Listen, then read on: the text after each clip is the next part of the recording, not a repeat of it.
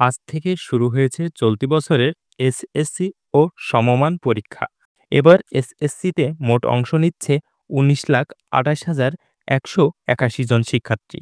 SSC পরীক্ষায় এবছর প্রশ্নপত্র ফাঁস ঠেকাতে কঠোর নির্দেশনা দিয়েছে শিক্ষা বোর্ড। নির্দেশনায় প্রশ্নপত্র সংগ্রহ বা ফাঁসের চেষ্টা থেকে বিরত থাকার জন্য পরীক্ষার্থী, অভিভাবক, শিক্ষক, সাংবাদিকসহ সর্বস্তরের নাগরিকদের প্রতি আহ্বান জানানো হয়েছে।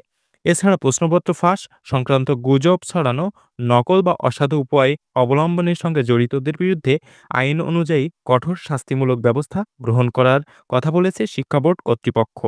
শিক্ষা মন্ত্রণালয় জানিয়েছে, পরীক্ষা চলার ৩ ঘণ্টা পরীক্ষা কেন্দ্রের আশেপাশে ১৪৪ ধারা জারি করা হয়েছে।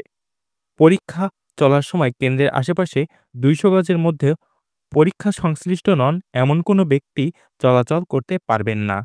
এসএসসি ও সমমান পরীক্ষার সময় সব ধরনের কোচিং সেন্টার বন্ধ রাখার নির্দেশ দিয়েছে শিক্ষা মন্ত্রণালয়।